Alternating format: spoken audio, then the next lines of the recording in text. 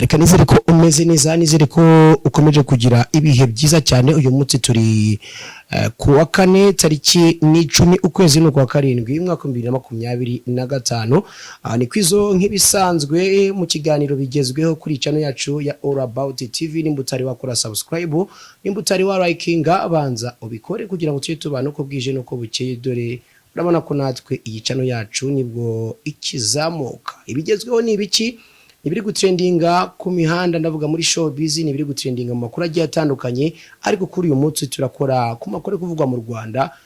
Muri showbiz biri gutrendinga ni ibiki? Nibigendanye na Muyango ndetse na Kimenyi ku gutandukana kwabo, nk'abarebanaga nk'umugabo n'umugore, nyuma yuko Kimenyi yifatiye rutemi kirere akajya muri Leta Zunze Ubumwe za Amerika.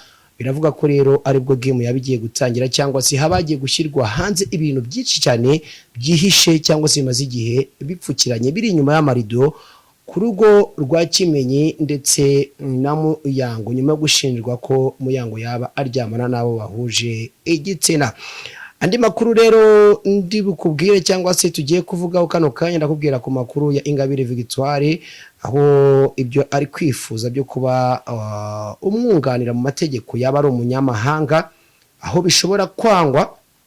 Ariko kandi tugaruke no ku makuru yo ku munyeshuri uri gukora exami ari mu bitaro, aho bari kumusangisha ibipapuro mu bitaro. Ngaho kuri nuko bimeze. Nimba utari wakora subscribe ubanza uyikore, nimba utari wa likinga abanza uriking kugira ngo tujye tubana uko bwije nuko bukeye kuri channel yacu ya All About TV. Bigezweho rero kano kanya ni biki?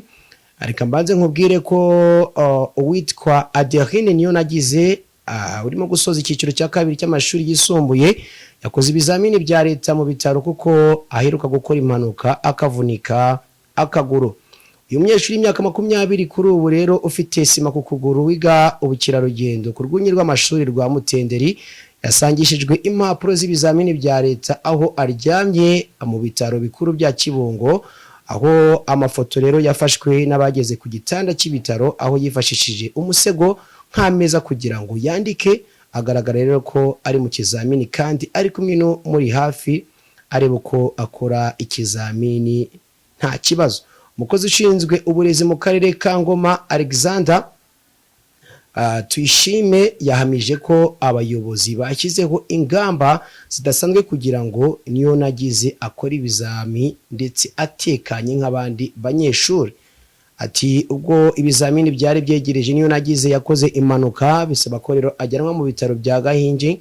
Nyuma byaje rero kwanzurwa ko yoherezwa mu bitaro bikuru bya Kibungo kugira ngo babone uko bamufasha ndetse banakurikirane uko akorera ibizamini aho ngaho mu karere ka Ngoma. Rero ibizamini bya leta byatangirijwe muri IPRC Ngoma, ari naho rero hari centre y'ibizamini ku rwego rw'akarere. Ubuyobozi bwemeje ko Niyonagize yasubije ibibazo nta mbogamizi ahuye nazo, kandi ibyo yasubije birahita bishyikirizwa kuri site imwegereye n'inzego zibishinzwe.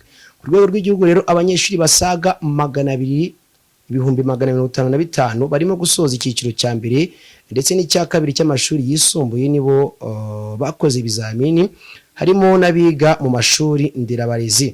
Mu karere ka Ngoma rero konyine abakandida 6,441 barimo 1,340 bo mu cyiciro cya mbere ndetse n'4,128 bo mu cyiciro cya kabiri, n'1,062 bo mu mashuri nderabarezi na 411 biga mu masomo adasanzwe agihariye. Biteganywa ko rero ibyo bizamini bya leta bizakorwa kugeza ku itariki 18 Nyakanga umwaka 2025. Imana ifashe uwo munyeshuri gukora ibizami ari ku bitaro, ndetse namwe muri kureba aya makuru cyangwa se muri bigezweho umusengere kugira ngo nawe azisanga afite amanota meza. Ingabire Victoire Umuhoza ukurikiranyeho ibyaha birimo kurema umutwe w'abagizi ba nabi ndetse no gutegura ibikorwa bigamije gukurura imvururu muri rubanda, ku itariki 8 Nyakanga 2025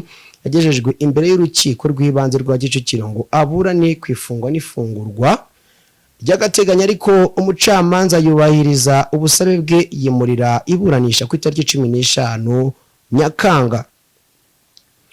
impamvu rero Ingabire Victoire yatanze asaba ko yakongererwa iminsi zirimo ko kuri ubu yunganiwe na Muyetere Gatera Gashabana ari nawe rero wunganira abandi bantu 9 barigwa muri dosiye imwe, akaba ashaka ko rero yagira umwunganizi mu mategeko we wihariye kandi akaba amufite ukorera umwuga mu gihugu cya Kenya, ndetse ko yasabye ko yahabwa n'urugaga rw'abavoka mu Rwanda uburenganzira bwo kumwunganira ariko bikaba bitarakorwa.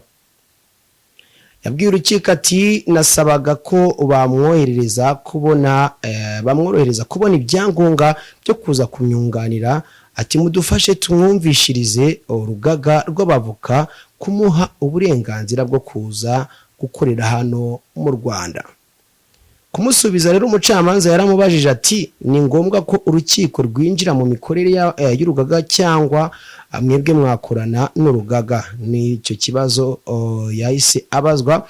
Urukiko rero rwashingiye ku mpamvu yatanze asaba kongererwa iminsi rwimurira urubanza kwifungwa n'ifungurwa ku itariki 15 Nyakanga 2025 kugira ngo yitegure neza ndetse akurikize ibisabwa n'urugaga kugira ngo uwo mwunganizi we yifuza ko amwunganira abone ibyangombwa, ariko umucamanza ati ariko icyo gihe nta yindi mpamvu urukiko ruzumva. Ubwo izo tariki nizigera ati nta yindi mpamvu urukiko ruzumva. Umwunganizi wa Ingabire ntibahuza imvugo. Umunyamategeko w'umunyakenya rero Ingabire Victoire yabwiye urukiko ko ashaka ko ari we uzamwunganira, yitwa Emile Kwamboka, asanzwe rero abarizwa mu rugaga rw'abavoka muri Kenya, ndetse avuga ko atari ubwa mbere yunganiye Ingabire Victoire. Ntabwo bwaba ari ubwa mbere yunganiye Ingabire Victoire. Mu yandi makuru katugaruke ku nkuru iri kuvuga mu karere ka Rusizi, aho hari kuvugwa inkuru idashimishije rwose y'umuntu ufungiye gusambanya umwana amushukishije amafaranga y'ibiceri, aho Hakiza Yezu Felix y'imyaka 56 mu mudugudu wa Gatare akagari ka Nyabintare umurenge wa Nyakabuye mu karere ka Rusizi afungiye kuri station ya RIB ya Nyakabuye, aho akurikiranywe gusambanya umwana w'imyaka 12 mushukishije amafaranga y'u Rwanda ibiceri 200 yonyine. Uwo mwana rero wahinduriwe izina agahabwa Munezero Naomi, yiga mu mwaka wa 3 w'amashuri abanza ya GS Nyagatovu. Umwe rero mu batuye mu mudugudu wa Nyabintare ya Karemye Jean d'Amour yabwiye ibinyamakuru ko bamenye aya makuru ko umwana yabwiye nyina ko agiye kugura ubunyobwa, nyina akamubaza amafaranga yayakuye, umwana akamusubiza ko yayahawe na Hakiza Yezu Felix, akamusambanya akamubwira ko azamwongerera andi mafaranga igiceri cy'ijana cyonyine. Ubwo nyine bamaze gutunganya ibyo batunganyaga, nuko byifashe rero ngayo amakuru agezweho kuri isanga ibyo ibigezweho gusa. Iyi ni ya channel yacu ya All About TV. Nibagire gukora subscribe, liking ndetse no gusharinga, ni kwizo nk'ibisanzwe kugira ngo tujye dukomeza kubana uko bwije no kubukeye. Urabona ko ari cyane kizamuka kandi keneye kugera kuri cyane, ariko ibyo ntabwo twabigeraho twenyine. Nawe turagusaba ubufasha bwawe, turagusaba inkunga yawe kugira ngo dukomeze tubane uko bwije nuko bukeye. Aho uri hose ibyo ukora byose komeza ugubwe neza, komeza ugire ibihe byiza kandi Imana ikomeze ibe mu byawe. Naho ngeweho nakagaruka ni mukanya gatoya n'ubundi nkugizaho ibigezweho yaba ari muri showbiz, mu yandi makuru agiye atandukanye, gutembereza isi twibereye ahantu ahariho hose waba wibereye nawe, ukurikirana ibiganiro byiza binyuzwa kuri iyi channel yacu ya All About TV. Ciao ciao, Imana ikomeze ibane nawe.